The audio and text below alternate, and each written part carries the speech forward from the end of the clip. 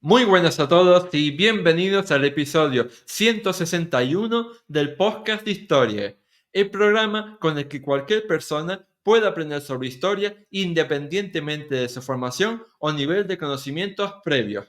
Soy Óscar Hernández, historiador y divulgador histórico. Me puedes leer en mi web Historia y puedes seguirme y contactar conmigo en mis perfiles en Facebook, Twitter, Instagram, YouTube y TikTok. A lo largo de la historia de la antigua Roma, hubo varios grandes hombres, varias grandes personas que hicieron que el ejército romano fuera esa máquina letal que propició que los territorios del Imperio Romano fueran tan amplios, desde Britania hasta Mesopotamia y desde el norte de África hasta el Mar Negro.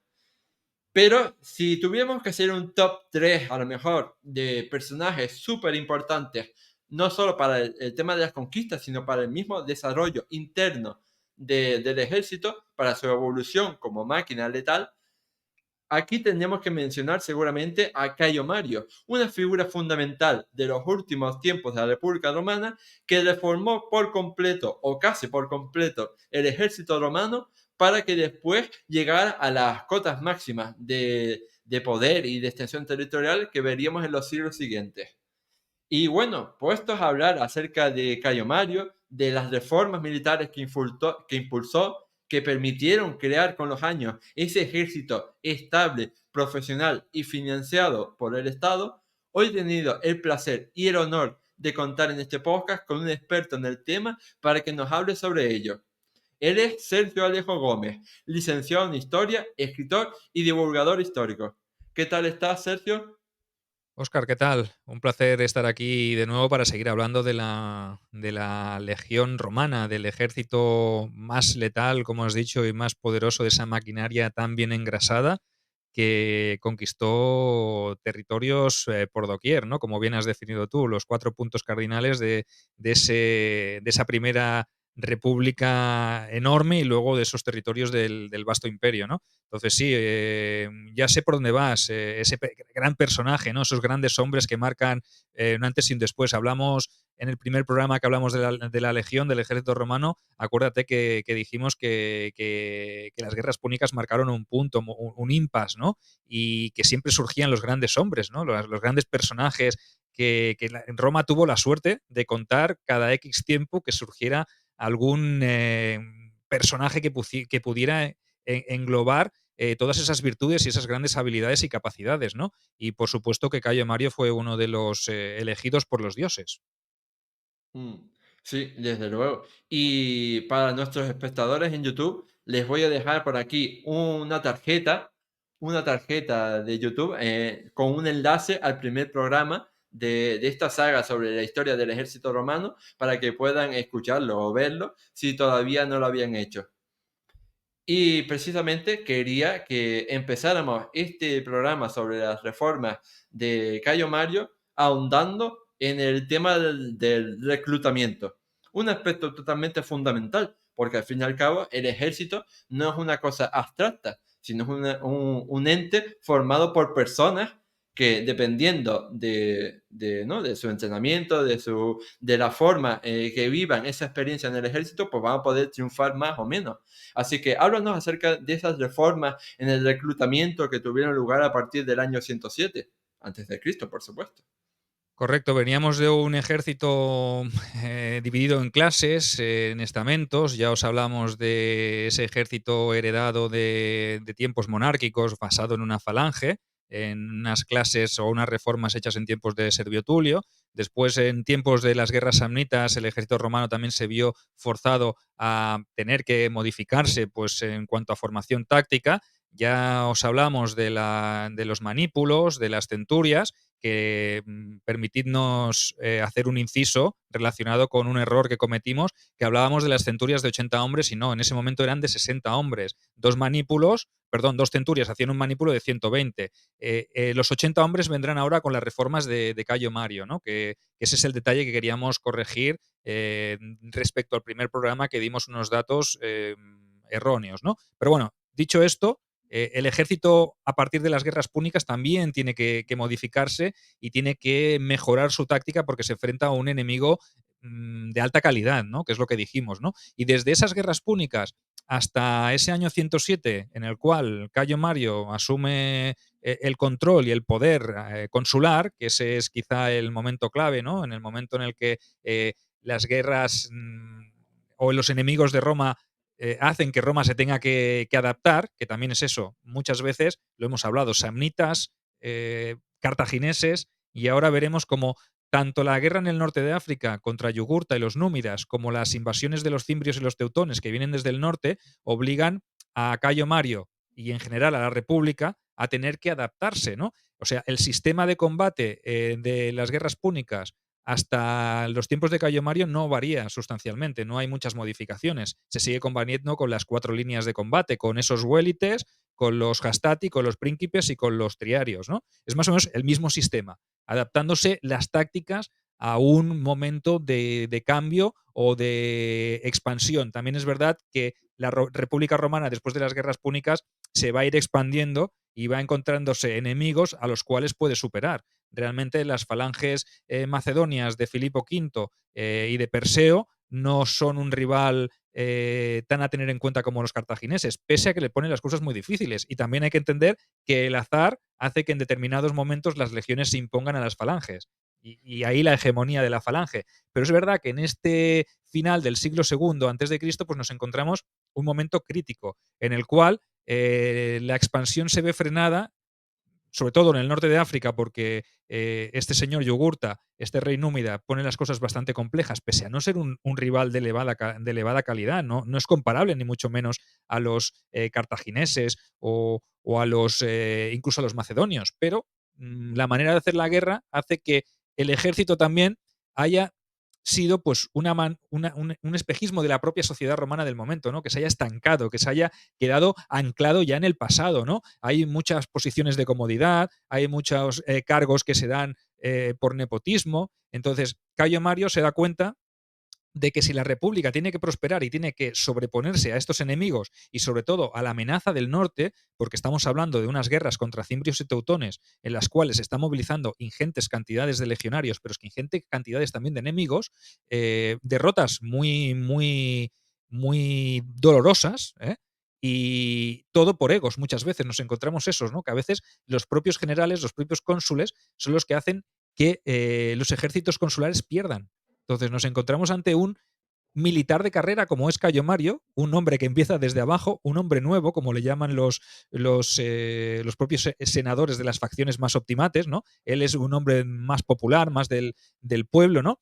Y él se ve abogado a tener que hacer o implementar unas reformas si quiere que la amenaza que se vierte sobre la República se pueda revertir. Entonces, estas reformas implican, sobre todo a nivel militar, porque las habrá a nivel político y a nivel social, también las habrá, pero no las vamos a tocar, vamos a hablar solo del ejército. Esto implicará que se tenga que enfocar una perspectiva nueva. Y es decir, el ejército era un ente en el cual accedían según qué personas, por su grado de riqueza, según si se podían permitir el pago de su panoplia, el costearse su panoplia. Y ahora Cayo Mario se da cuenta de que la ingente cantidad de mano de obra útil para el ejército va más allá de los que pueden permitirse pagarse una panoplia o no. Es decir, estamos desaprovechando a un montón de gente, a un montón de fuerza útil que la tenemos trabajando en el campo, sobre todo porque la gente del campo es gente muy curtida, gente muy ruda, gente con mucha resistencia. Y si esa gente no se puede permitir pagar una panoplia, ¿por qué no puede servir al ejército? Y más en un momento de crisis, donde nos tenemos que enfrentar a un enemigo que es prácticamente infinito, porque los cimbrios y los teutones son capaces de mover no solo a cimbrios y teutones, sino a muchas tribus que van con ellos. Entonces, son una amenaza real contra la República, se están asentando en territorios de la República. Entonces, si queremos expulsarlos, necesitamos un hombre con ideas nuevas y con perspectivas nuevas. Entonces, aquí es donde aparece Cayo Mario y aparecen pues esas primeras reformas. Y el primer cambio así de mayor importancia es el capitec en sí, ¿no? Es decir, la inclusión en el ejército de hombres que están desposeídos y que no tienen tierras. Y que estas personas que antes no podían ser reclutadas por no tener esas propiedades podrían llenar de nuevo las filas del ejército y poder ser equipadas con fondos del Estado, con un equipo y armamento relativamente similar hasta que por aquel entonces vestían los príncipes, ¿vale? Es decir, estamos asistiendo a un momento en el cual el acceso al ejército es para todo el mundo. Existe, evidentemente, un reclutamiento. No vas a meter a cualquiera que no sea válido. Pero sí que es verdad que le estás facilitando el acceso porque ya nos estás poniendo un límite de que para acceder necesitan tener o poseer tierras, riquezas. ¿Por qué? ¿Por qué no pueden luchar esos hombres por la República? Es que no lo entiendo, no tenía ningún sentido, ¿no? Tenemos que desterrar esas ideas tan arcaicas de que solo los ricos pueden pelear o solo los que tienen alguna propiedad pueden pelear. No, tú le das a alguien que no tiene nada, Oscar, le das a alguien que no tiene nada, le das la posibilidad de luchar por Roma y por un objetivo y por un beneficio, porque al final tú le estás dando algo a cambio, botín, jubilación, que luego hablaremos también de esos otros aspectos, y esa persona va a dejarse la piel y va a dejarse la sangre. Y es que la guerra ya no es una cosa estacional, ¿vale? No hay que perder de vista que la guerra cambia en este momento. No es lo mismo cuando Roma se expande a principios de la República, que se expande a campañas de 20, 30, 50 millas de distancia, ¿vale? Que la guerra cuando acaba todo el mundo vuelve a trabajo y vuelve a trabajar sus tierras, que ahora que las distancias son más largas y las campañas ya son largas. O sea, son campañas permanentes. Entonces, si buscamos campañas o tenemos campañas permanentes muy, muy lejos de nuestros territorios de origen, ¿qué necesitamos? Establecer ejércitos permanentes. ¿Y eso qué implica? Profesionalización, ni más ni menos. Es que Cayo Mario, no sé cómo fue el primero que se dio cuenta. Quiero decir, habría que haberse dado cuenta de que realmente necesitabas establecer una permanencia y una profesionalización del ejército, pagarle al legionario por dedicarse exclusivamente a hacer la guerra. No sé, yo lo veo como algo muy, muy descabellado, pero bueno, a lo mejor Cayo Mario fue el primero que le dejaron hacer eso porque realmente implicaba un gasto extra para el Estado. Es el Estado el que paga, no el que recibe o el que no tiene que mantener a esos ejércitos. Entonces, todo cambia sustancialmente. Entonces, implicar o implementar un cambio de esta índole no creo que fuera fácil tampoco. No, pero era un cambio totalmente necesario por el tema territorial, ¿no? Porque evidentemente cuando tú estás solamente en Italia, pues es fácil defender Italia, porque es poco lo que tienes que defender.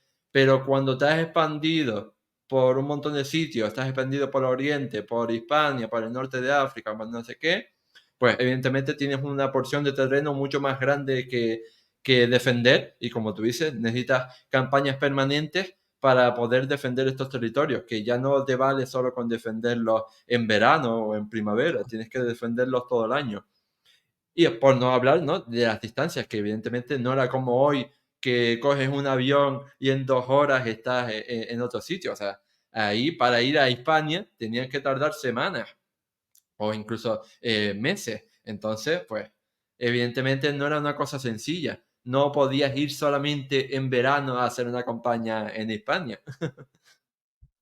Claro. Y al final, pues eso implica que se tengan que hacer tengan que tomar ciertas medidas. Y Cayo Mario, como militar, porque ha sido un militar que ha ascendido desde la parte más baja del ejército, se ha dado cuenta, o se da cuenta, o se dio cuenta en su momento de que necesitaba profesionalizar. Y profesionalizar implicaba también que todos esos soldados que entran a formar parte del ejército, que no tienen ningún tipo de formación, se les tenga que instruir y se les tenga que implementar cierta disciplina. Porque, claro, te estás enfrentando a unos enemigos temibles, como son los cimbrios y teutones, que a ojos de un legionario romano de aquel momento, pues parecían gigantes. Me acuerdo que en alguna de esas primeras batallas que libraron las tropas de Cayo Mario en el norte de Italia, se asustaron, ¿no? Porque decían que los germanos medían 2 metros, que combatían y lanzaban rayos por los ojos. Entonces Cayo Mario un día los sacó fuera de un castrum, de un castra, y les dijo, aquellos son vuestros enemigos. Veréis que son gente normal, que son gente que muere y que sangra igual. Entonces, al final, lo que tiene que hacer Cayo Mario es implementar una formación y un entrenamiento y una disciplina. ¿Y para eso qué hace? Pues se nutre de los oficiales veteranos. Antes, ser centurión era meramente nepotismo, ¿vale? Comprar cargos incluso. Entonces, lo que hace Cayo Mario es incrementar o implementar, en este caso, el ascenso por méritos de guerra. y por experiencia. Entonces, si tú tienes un oficial con experiencia que ha combatido y que sabe formar y que tiene disciplina, a la gente a la que forme también va a tener la misma disciplina. Entonces, al final, esas centurias serán dirigidas por hombres que conocen la estrategia del ejército y que entienden y pueden eh, entrenar y pueden enseñar que sus hombres durante el combate sean capaces de mantener el tipo, ¿no? O sea que al final te estás dando cuenta de que todas estas reformas tienen un único objetivo y es no solo profesionalizar al ejército, sino hacer un ejército altamente cualificado. Entonces, respecto a un ejército como era el anterior, que era más estacional, donde el hombre que lo combatía tenía que combatir, pero luego tenía que trabajar sus tierras, pues al final no existe un vínculo con el ejército. Ahora sí que se busca ese vínculo, ¿no? Se busca que el soldado vea la guerra como una profesión, cosa que antes era una obligación.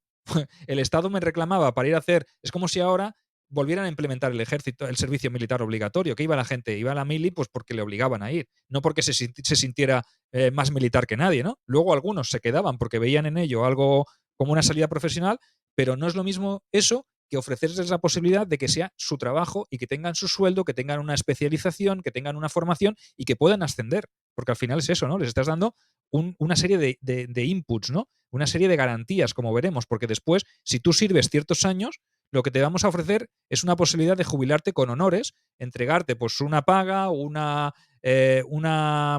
lote de tierra, algo que te compense todos los años que has estado sirviendo en el ejército. Entonces, ya hay un objetivo, ya le estás dando a esta persona un objetivo, además de todos los botines que tú puedes obtener de ese servicio, ¿no? Que hay un tanto que irá para el Estado y otro tanto que irá para ti. Y además, no sé si te estás dando cuenta, pero todo esto lo que genera, al final, no es una lealtad a la República, Mm. sino que entramos en una fase en la cual las lealtades van a ser por y para o hacia los generales. Y eso, Mm. Cayo Mario, llámalo tonto, pero no le llames tan tonto, porque al final Ujú. todo responde a una doble estrategia. Sí, profesionalizar y servir a Roma, pero en el fondo esos hombres todo lo que tienen me lo deben a mí, a Cayo Mario. Por eso me llamarán el tercer fundador de Roma, ¿no? Porque al final esta innovación, esta nueva reforma, lo que hace es comerse o labrarse también las lealtades. Y a partir de este momento en adelante, hasta finales de la República, en este siglo, finales del siglo segundo y todo el siglo primero, ¿vale? Nos encontraremos que los hombres son más leales a sus generales que a la propia República, ¿vale? Entonces, a mí el que me paga, ¿quién es?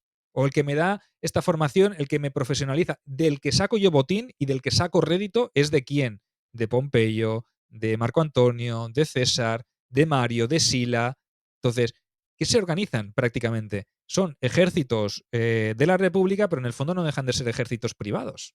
Que Mm. no nos perdamos, que no perdamos de vista ese objetivo, ¿no? Entonces, Cayo Mario lo que busca, que a lo mejor no es su idea inicial, ¿no? Pero en el fondo todo conduce hacia ese momento, ¿no? Y además incluye también otras innovaciones que vamos a detallar, que es, por ejemplo, el tema de diseñar, eh, por un lado, hace desaparecer eh, a los huélites, a esos jabalineros que, como sabéis, estaban en avanzadilla, deja esas tareas a las tropas auxiliares y la infantería que se dividía en hastati, príncipes y triarios, lo que hace es estandarizarse y se crea una única unidad de infantería, ¿vale? Que es la infantería pesada que conocéis todos, al típico legionario romano que viste igual o muy, muy similar que todos sus compañeros y hay una estandarización también de panoplia, ¿vale? Se crea una única unidad, no hay diferenciación. Todos los legionarios que sirven aquí van a ir vestidos iguales y son iguales, ¿vale? Porque es el Estado el que financia esta panoplia. A partir de ahí, cada uno, cuando vaya cobrando, pues se la irá, ¿cómo decimos?, customizando, ¿no? Pero sí que es verdad que con esto lo que se pretende es que haya una igualdad. Cayo Mario quiere que todos sean iguales, que no haya legionarios por encima de otros, porque al final un triario tenía que tener un ego que riete por encima de un princeps y un hastati, pero es que el princeps se reiría del hastati y el hastati vería al Welites y diría, vaya matadillo, ¿no? Pues lo mismo. Pues no, aquí quiere que todos sean iguales, ¿vale? Dentro de todo lo posible que sea estandarizar un ejército romano, en este caso, pues todos vamos a ser iguales y vamos a ir. Otra cosa no quiere decir que el Estado no cobrase luego, porque eso sí que es verdad. La panoplia la paga el Estado para que tú te puedas enrolar, pero al final, a través de tu salario, de tu stipendium, de tu sueldo, tú vas a tener que ir devolviendo también al Estado ciertas cantidades de esa equipación. Eso a la gente a lo mejor no lo tenía muy claro. La gente piensa, sí, es que me pagan todo y ya está. No, pero es que el Estado te irá quitando cosas de el sustento, te irá quitando el tema de la panoplia, si tienes que cambiar un Gladius. O sea que al final todo va un poco en cascada, pero para permitirte el acceso. Luego, a partir de ahí, tú tendrás que ir devolviéndolo poco a poco en cómodos plazos, ¿vale? Y al final, pues nos encontramos con que existe una panoplia bastante estándar, ¿no? Por ejemplo, una armadura de tipo Lórica Amata, es decir, una armadura a cota de malla, la típica de toda la vida. Un casco de tipo galeo que podía ser en ese momento el Montefortino, que no tenía tampoco mucha visera, que era con unas protecciones, una visera muy pequeñita, un casco cónico con unas orejeras seguramente, ¿vale? Para proteger todo lo que es la parte de la mejilla, ¿vale? Entonces, también tenían dos o tres jabalinas de tipo Pilum, que el Pilum también sufre una modificación en tiempos de Mario. Mario se da cuenta de que realmente el Pilum es una arma muy potente, pero también se les pone pues ese tipo de anclaje que hace que, que la punta sea quebradiza. Es decir, que cuando la punta se clava en un escudo enemigo, se doble. ¿Qué hace eso? Pues eso impide que el enemigo la pueda coger y te la pueda devolver. O implica que también el enemigo, si se le clava en el escudo, pueda seguir utilizando ese escudo, porque la parte del contrapeso, la parte de madera del cuerpo del pilum, va a hacer que le pese mucho. Entonces el enemigo tiene que arrojar ese escudo. Esos pilum, esos pila, perdón, en plural, lo que pasa es que cuando acaba el combate se recuperan y los herreros los vuelven a reforjar porque la punta es tan fina, es tan finita, que se puede forjar muy bien y se puede reaprovechar, ¿vale? Y que tenían como una especie de pasadores de madera que anclaban la parte inicial, la parte más fina. No hay que entender el pilum como una lanza de combate, es una jabalina arrojadiza, ¿vale? Entonces, ¿qué hace? Que los legionarios pueden llevar de 2 a 3 pila. Eso implica una lluvia de proyectiles, como le llaman tormenta, una tormenta de pila, ¿vale? Que son cuando las líneas empiezan a arrojar pila y se agachan para que las filas posteriores empiecen a tirar. Si cada legionario lleva 3, imaginaos la cantidad de legionarios. Si en ese momento ya encontramos que hay 80 legionarios por cada centuria, imaginaos que cada uno lleve 3, 80 por 3, 240 que te pueden tirar, perdón, 240, 2400 que te pueden tirar, ¿vale? O sea, es una lluvia eh, espectacular. No, 2400, yo es que No, no soy no, de. 80 por 3 son 240, sí. Eso, lo había dicho al principio, 240, lo había dicho bien al principio, 2400 me parece una barbaridad, pero bueno, si la sumas a las 10 cohortes que había, pues imagínate, y siendo la primera cohorte doble, como veremos, que también es otra de las innovaciones que se implementan en este momento, pues imaginaros, ¿no? Eso es, tres pila, una espada tipo Gladius de buena calidad, o sea, un Gladius hispaniensis, una espada de tamaño considerable, que sirve para el cuerpo a cuerpo, tienen un escudo oblongo de tipo torre, unas sandalias Caligae tipo militares y una túnica militar. Ese es el equipo más o menos que te daba el Estado. Además de darte pues un focale. Un focale es un pañuelo para proteger el cuello de la irritación de la propia armadura, el kingulum, que es el cinturón militar, ¿vale? Y todo el tipo de utensilios que van pues, para la marcha. La furca, que es el palo ese tipo cruz donde se cuelga toda la panoplia, utensilios, ollas, etcétera. O sea, imaginaos, es que el Estado te está dando todo. Te está dando todo, no te tienes que preocupar, por lo menos para empezar. Luego ya hemos dicho que al final pues tendrás que pasar tú la factura, pero bueno, si te matan en el primer combate tampoco pasa nada, no tendrás que devolver nada. Pues sí. Y la verdad es que en esta intervención has mencionado un poco de todo, has hecho un recorrido por todas las cosas que mencionaremos a continuación un poco más detalladamente.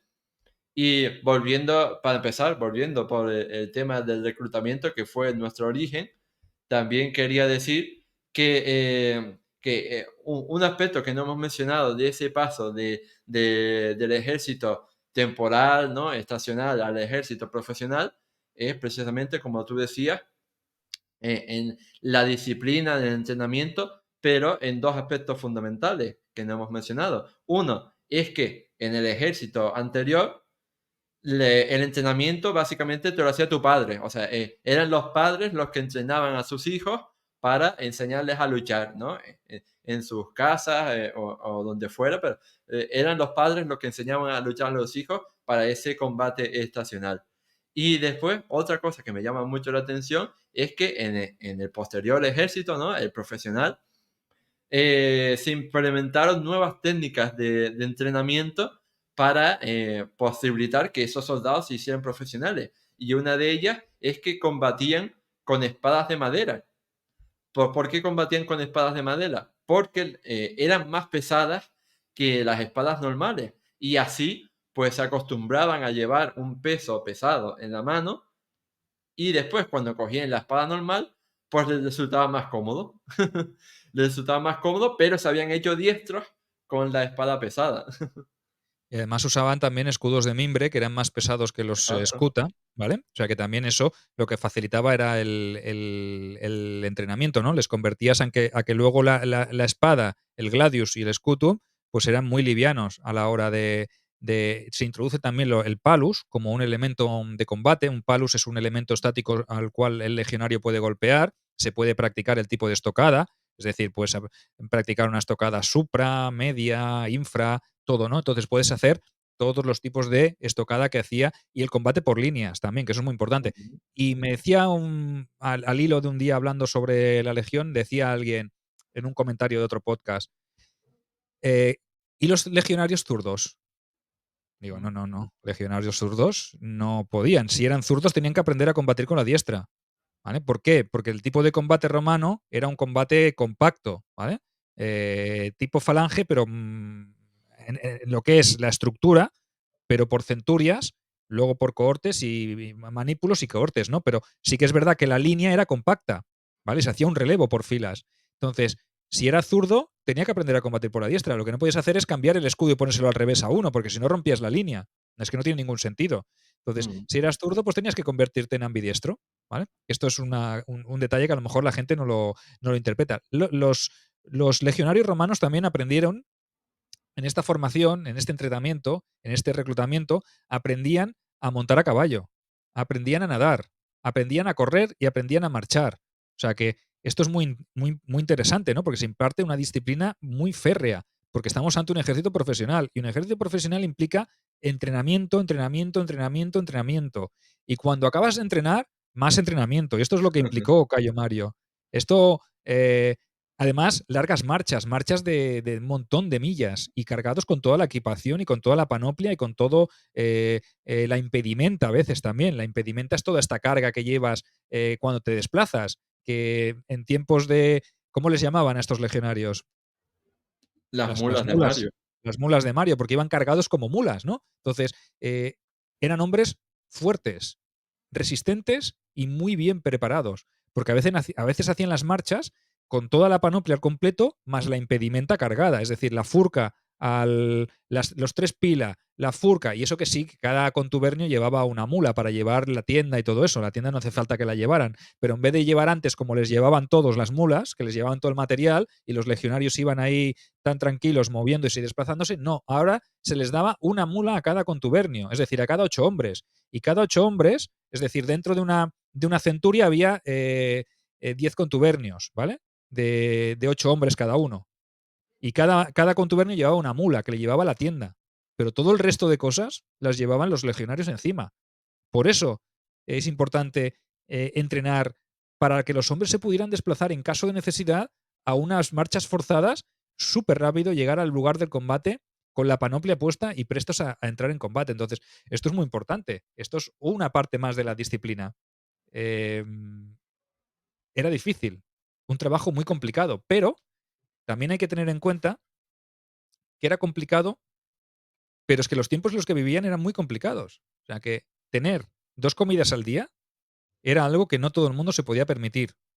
Y a veces pensamos, joder, es que cómo nos lo pintas. Os estoy pintando lo que había. Al final, nosotros vivimos muy cómodamente en el siglo XXI con nuestros de 3 a 5 comidas diarias. que abres la nevera y la tienes siempre llena, es todo fresquito y está muy bien y me apetece un helado, pues me tomo un caprichito y me tomo un helado. Pero esto en la antigüedad, en la antigua Roma, era algo inviable. Muchísima gente no hacía más que una comida al día y había días que no tenían ni para comer. Entonces, el ejército te ofrecía eso, te ofrecía una cama donde dormir, te ofrecía 2 comidas al día, pero a cambio tenías que pagar un alto precio, que era entrenar, entrenar y entrenar, marchar, marchar y marchar, golpear, golpear y golpear y ser golpeado, porque el centurión también impartía disciplina y el optio si te pasabas un poco o si no obedecías las órdenes. Entonces, en aquellos tiempos, Oscar, ser legionario era un privilegio y era un lujo para mucha gente. Otros no tenían ni para eso. Yo, si soy un agricultor que estoy trabajando cada día de sol a sol, deslomándome allí, y me vienen y me dicen, oye, pues en vez de hacer esto, pues te puedes enrolar en el ejército y tendrás 2 comidas al día, entrenarás por la mañana, pero tendrás una paga, botín, y diría yo, uff, pues no sé, tío, miro ahí el campo, miro la azada y miro a mi familia y pienso, 5 bocas que alimentar. No sé si llegaré a final, si la cosecha es buena o no es buena. Mm, hay tantas variables. ¿Qué me ofrece Mm, el ejército? El ejército me ofrece una salida. Entonces, en esos momentos tan complicados, ser profesional, ser militar profesional, no era tan descabellado. Es más, mucha gente se enrolaba y lo reclutaban. Me viene a la mente la figura aquella del reclutador de los marines en USA, Join Us, no sé qué, ¿no? Pues lo mismo. Los reclutadores del ejército pasaban por allí y por los pueblos, por las aldeas, por las villas, por las ciudades, y realmente se llevaban a muchos jóvenes que veían una salida. O sea, y si tú eres padre y tienes 5 hijos y te quitas 2 porque los enrolas en el ejército, son 2 bocas que alimentar menos. Al final, hay que ver esto como algo más pragmático y más útil, ¿no? La supervivencia del día a día. Y es que el mundo mm, antiguo era una supervivencia. A veces pensamos, hostia, ojalá pudiera haber ido yo y ver cómo era aquello. Sí, verlo, pero no participar. Porque seguramente las circunstancias, no seguramente no, os lo confirmo, vivir era muy duro. Sobrevivir era mucho más duro. Entonces, esa salida del ejército y de un ejército profesional, Cayo Mario lo que hizo también fue dar una oportunidad a mucha gente. No sé, mm. ¿cómo lo ves tú? Desde la comodidad de nuestro sillón del siglo XXI. Total, está claro. Y por eso se dieron esas derivas, ¿no? Autoritarias y llevaron a ese final de la República con esos prohombres que tenían esos ejércitos privados que se lo debían todo a sus generales. Y precisamente quería hablar un poco acerca de la expresión que hemos mencionado, pero que hemos pasado un poco de puntillas, que es la de las mulas de Mario, porque esta expresión fue, creo que Plutarco, el famoso biógrafo Plutarco, quien explicó su origen. Dijo que era debido al carácter abnegado de sus legionarios, de los legionarios de Mario, que, como tú has dicho, transportaban sobre sus espaldas durante largas jornadas de caminata un equipamiento militar y cotidiano que a lo mejor podía pesar 35 o 40 kilos. Y aún así, ellos lo transportaban y por eso lo llamaban las mulas de Mario. No solo por esa capacidad de transportar tantos kilos, sino por lo abnegados que eran y los disciplinados que eran. Y Sí, bueno, sí, dime. mira, yo tengo el parágrafo de las vidas paralelas de Mario, Ujú. Ah, donde Plutarco hace referencia, y si te parece lo leemos, hacemos sí, por supuesto. abrimos comillas, ¿no? Porque estos son palabras literales sacadas de la obra de Plutarco, que dice: "En la marcha hacia el camino, en la marcha hacía de camino trabajar a la tropa, ejercitándola en toda especie de correrías y en jornadas largas, y precisando a los soldados a llevar y preparar por sí mismos lo que diariamente había de servirles. De donde dicen proviene el que desde entonces los aficionados al trabajo y a los que con presteza ejecutan lo que se les manda, se les llame mulos marianos". ¿Vale? O sea, imaginaos. Ya decía esto Plutarco, ¿no? Que los hacía currar y trabajar, porque claro, eran 16 años de servicio. Tú firmabas un contrato cuando entrabas en el ejército profesional. Es decir, no firmabas y decías, no, es que claro, ya que he empezado, uy, la primera campaña no me ha motivado, he visto que hay mucho peligro y hoy hay que currar mucho, hay que entrenar. No, no, que yo, oye, que me vuelvo al campo. Dicen, Tú ya has firmado tu permanencia como las compañías de teléfono. 16 años de permanencia. Luego, en tiempos posteriores, hasta 20. Y con Augusto incluso hasta 25 en determinadas ocasiones. La Marina también, los auxiliares también. Cada unidad tenía su tiempo de permanencia. Es decir, tú estás firmando un contrato. Entonces, no vale decir, esto no es lo que yo me esperaba, esto no es lo que yo quería, uy, que a mí me engañaron cuando me reclutaron. No, no, no.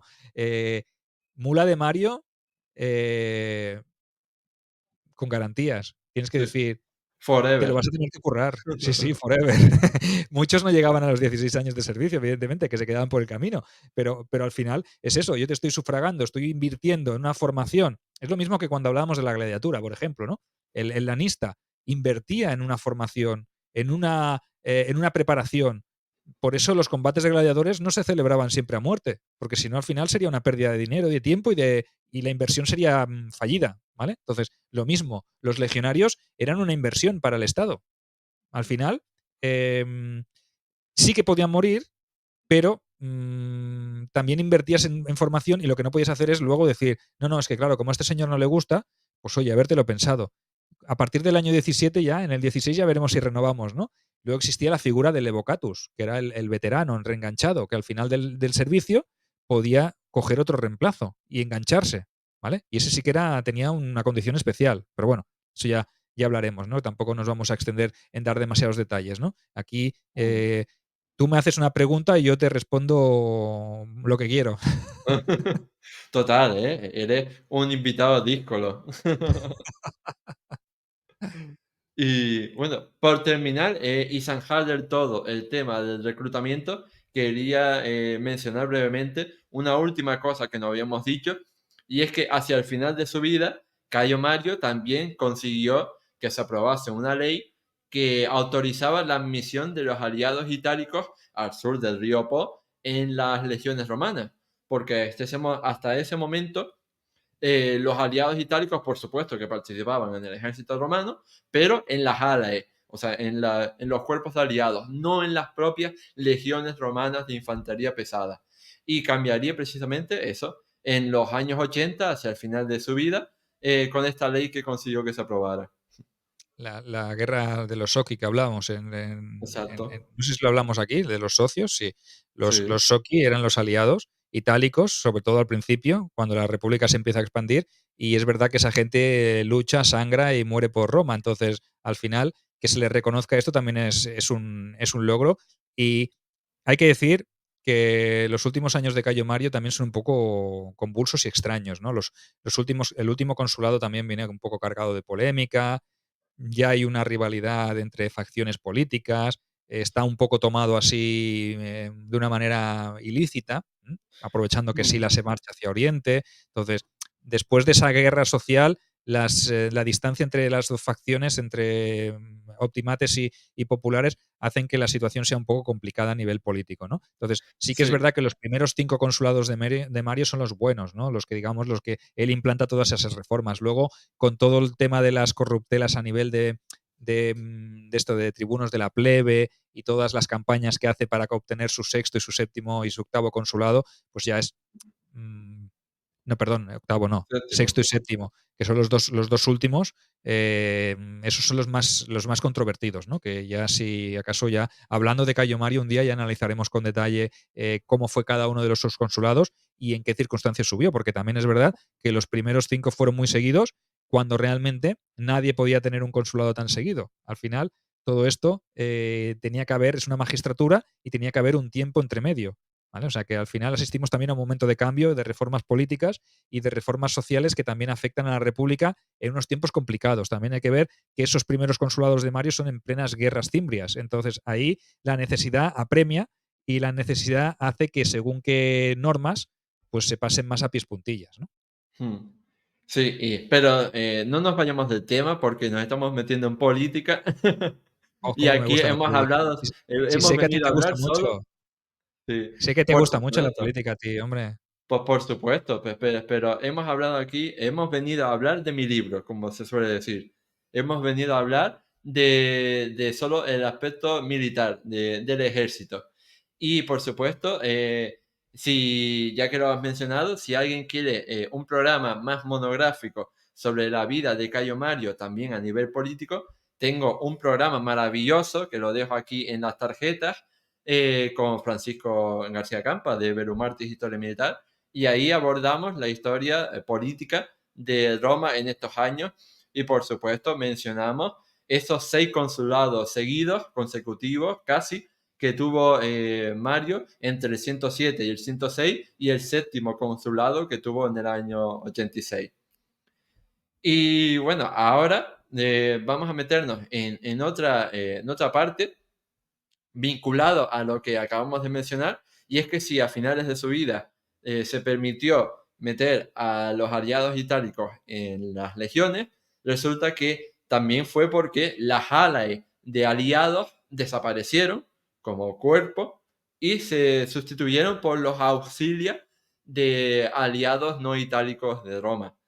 Así que a lo mejor quieres mencionar un poco este cambio fundamental, ¿no? De pasar de las alas a los auxilias, a las auxilias.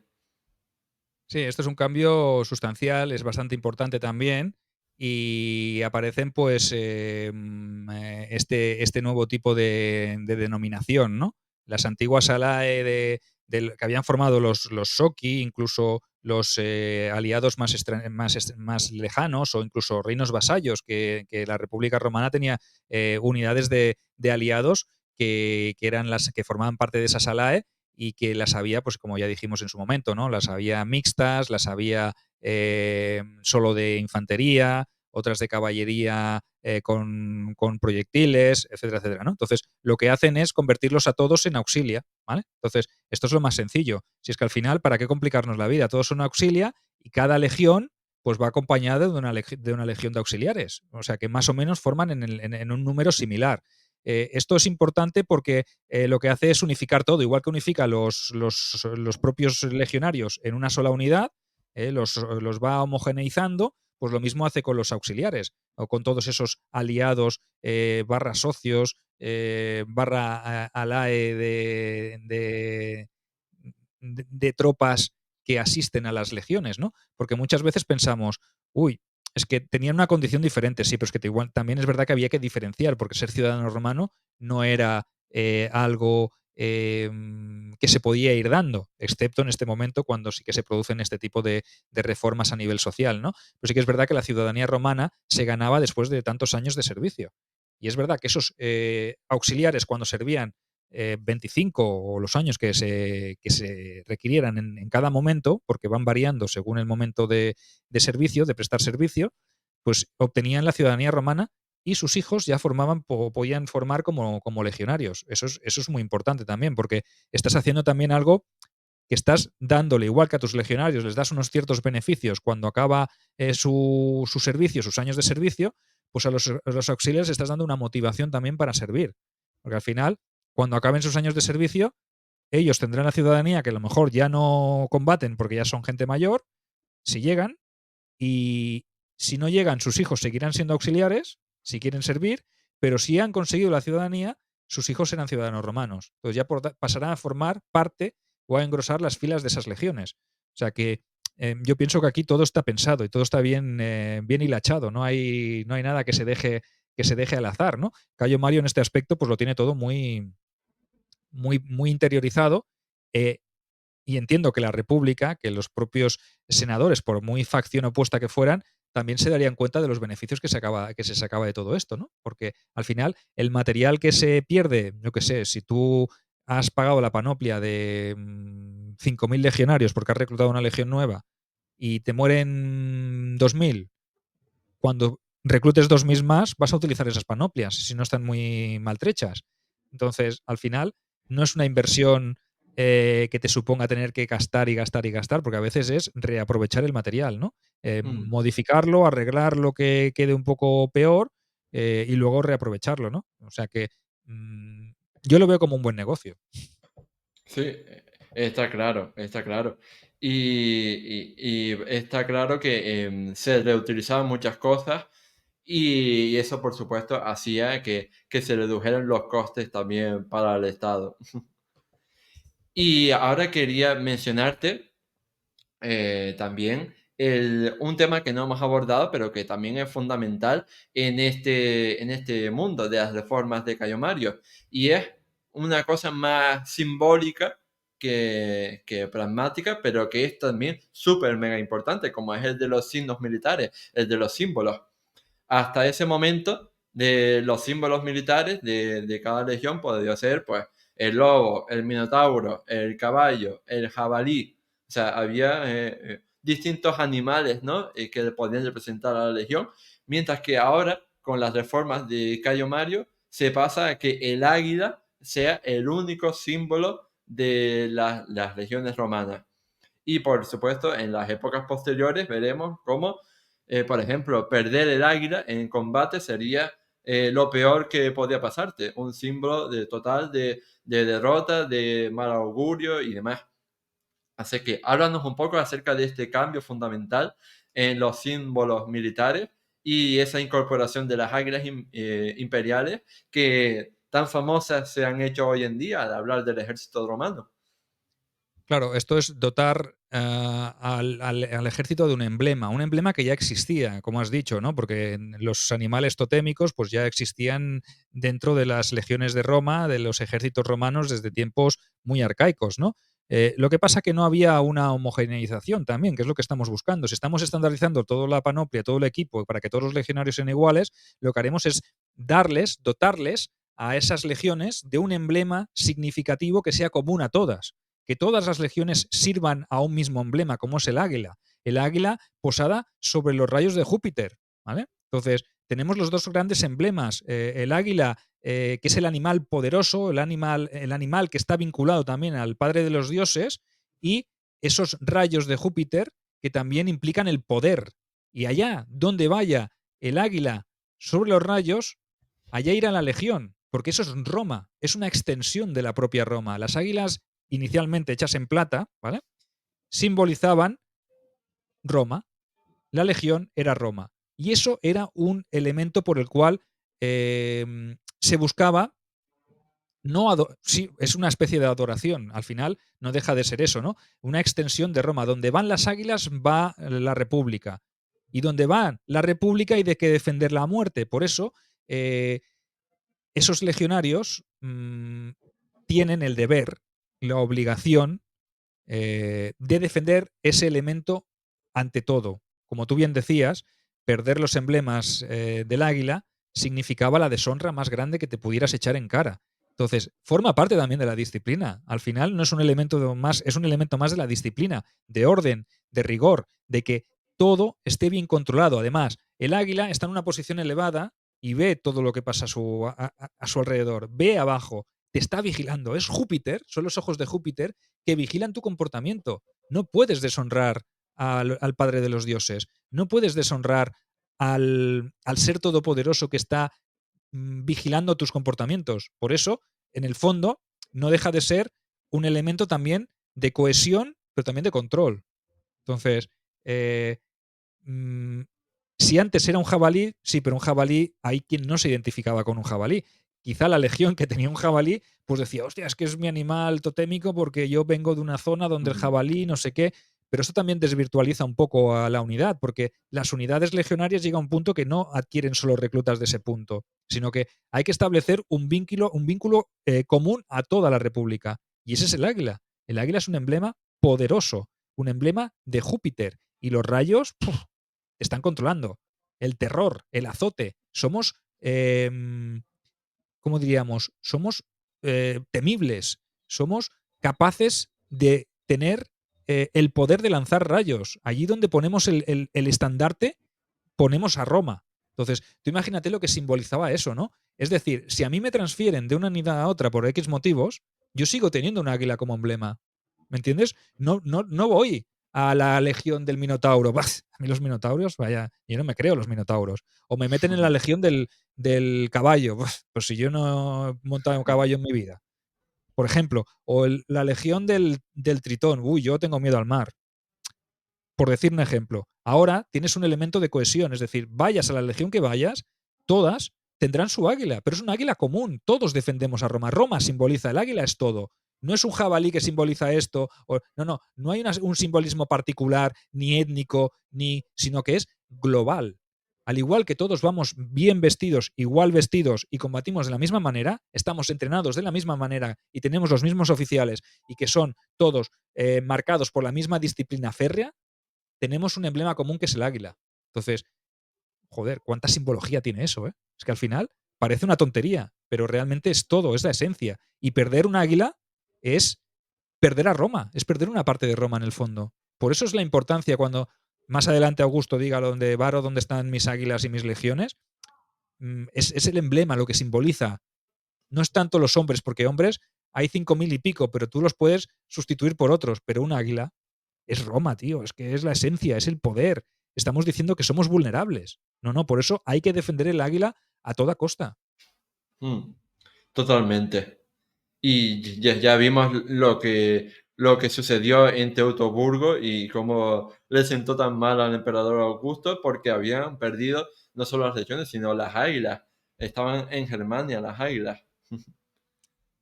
Y, Anteriormente las de Craso también, las de Craso que se perdieron en por Carras, que supuesto. incluso Augusto pagó y tuvo que negociar por recuperar esas águilas. O sea, Mm, imaginaos la importancia de lo que simboliza. Es que era como un pedazo de Roma. Es como si se llevaran una parte de tu esencia, una parte de tu corazón, ¿no? Y la deshonra de las legiones. Me parece que Agripa perdió. Cuando Agripa llegó al frente asturcántabro, había una legión que había perdido el águila. Creo que era la primera Augusta. ¿Vale? mm. ¿Qué hizo? Quitarles el epíteto. ¿Vale? Ya no eran Augusta, fueron la primera. ¿Vale? No les permitió llamarse Augusta en ningún momento. ¿Por qué? Porque habían perdido el águila.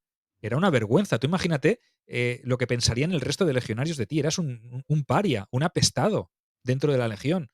Si tú venías de una unidad que había perdido el águila, más valía que te hubiesen matado, que hubieses muerto defendiendo el águila, como les pasó a los de la 18, 19, no, 17, 18 y 19, que fueron los que perdieron las águilas en Teutoburgo. No quedó nadie con vida, o prácticamente nadie. Pero murieron defendiendo el águila hasta el final.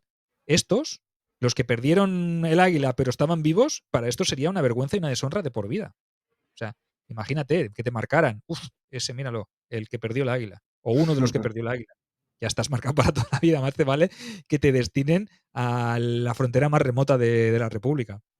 Sí, eso me recuerda, me ha venido a la cabeza ahora el tema de los dos supervivientes de la batalla de las Termópilas en el 480, la famosa batalla de Leónidas de Esparta, que trajo dos, o sea, solo sobrevivieron dos personas y se fueron a la ciudad y a Esparta y al final se acabaron suicidando por la vergüenza que sentían por la humillación a la que se veían sometidos por el resto de ciudadanos, por haber sido los únicos que sobrevivieron. Y bueno, ahora para terminar este podcast, para terminar este programa, definitivamente quería hacer una recapitulación de esa organización de la Legión de Mario para dejarlo todo claro y que no haya más errores como el del pasado programa. Tenemos que tener en cuenta que una legión en tiempos de Mario se organizaba en 10 cohortes de infantería pesada. Cada una de esas 10 cohortes estaba formada por unos 480 hombres. Por supuesto, sí estaba completa. Partamos de la base de que está completa. Pues cada una de esas 10 cohortes tenía 480 hombres. Esos 480 hombres estaban divididos en 6 centurias, que se desplegaban normalmente en 3 líneas. A su vez, cada una de esas centurias se repartían en contubernios, que como tú decías, era esa unidad mínima formada por 8 militares que vivían juntos en la misma habitación. Entonces, bueno, ya vemos, ¿no? Podemos hacer los números fácilmente. Una legión, 10 cohortes, formadas por 480 hombres, divididos en 6 centurias, y cada centuria dividida en esos contubernios. Así que con esta breve explicación acerca de la Legión Romana, creo que hemos llegado al final del programa. Así que Si solo me queda... me Sí, permites sí, un aspecto, sí, dime. el tema es que el manípulo también seguía funcionando, también se sigue Mm, utilizando porque es sí. una herramienta bastante importante de control, sobre todo para los mandos, ¿no? Y la primera cohorte, hay que entender que con Mario lo que hacen es duplicarla. hacerla el Sí. doble de grande. Entonces, por eso la legión, que en teoría tendría unos 4.800 hombres, pues con la primera cohorte doble lo que hace es que sea más grande y la legión puede llegar a tener en plenitud de facultades y de efectivos cerca de los 5.000 y pico hombres, con un montón de centuriones y Mm, con todos los cargos que ya os dijimos en el anterior que se mantienen, ¿no? Desde el primus pilus, que es el primer centurión, y sí. que cada centurión de cada cohorte, cuanto más cerca de la primera cohorte está, mayor categoría tiene. Es decir, Mm, es más importante el centurión de la segunda centuria de la primera cohorte que el centurión, el menos importante es el de la última centuria de la última cohorte de la legión. ¿Vale? Entonces, sí que es eso, mantener la duplicidad o la similitud con las legiones anteriores, pero que aunque se forma en cohortes centurias, ¿vale? El manípulo sigue siendo importante, es decir, sería legión, cohorte, manípulo, centuria y el contubernio, para que os entendáis, de arriba abajo, ¿vale? Entonces ya mm, lo has explicado tú muy bien y algún día pues ya hablaremos de los mandos pues con un poquito más de concreción, pero que es verdad que mm, ahora tampoco hace falta indagar. El cambio de Mario es que se pasa de esos 60 a esos 80, ¿vale? mm. Por centuria. Esos 20 extras que siempre quedan, a veces la gente dice, pues si es una centuria, ¿cómo es que no son 100? Pues esos 20 pues, se dedicaban a tareas administrativas, eran los herreros, eran los carpinteros, todo el personal adjunto que iba a cada centuria, pero que no tenía una función propiamente militar. Se combatían en filas de 8, columnas de 10, 80, ¿vale? 8 por 10. Mm. Así que muchas gracias por ese añadido. Me alegro de que lo hayas hecho para, ya te digo, dejar las cosas totalmente claras. Un Y placer. nada, como decía antes, pues hemos llegado al final de este programa y a mí solo me queda darte las gracias infinitas a ti, Sergio, por seguir viniendo a este podcast de historia para continuar con esta saga sobre la historia del ejército romano y por supuesto te emplazamos a grabar el siguiente podcast de esta serie que yo creo que va a ser muy interesante y muy bélico también. Sí, seguiremos hablando de romanos, de legiones, de ejército, que es lo que veo que le gusta a la gente. Así que si no habéis escuchado el anterior, como dice Óscar, ¿no? Por aquí o por allí os habrá colgado ya el enlace y id a buscar el primero sobre el ejército romano, que también para entender este también va a haber o va bien haber escuchado o visto el primero. Así que un saludo a todos, gracias por invitarme, Óscar, y seguiremos dando la tabarra aquí con las legiones de Roma, que es lo que nos gusta. Y el que quiera ver y entender más sobre Mario, pues que escuche a Francisco García Campa, que es un crack y que tiene un libro estupendo sobre Cayo Mario, y allí podrán encontrar toda la información que se complementa con lo que hemos hablado hoy de las reformas de Mario. ¿Vale? Así que un saludo cordial y hasta la próxima.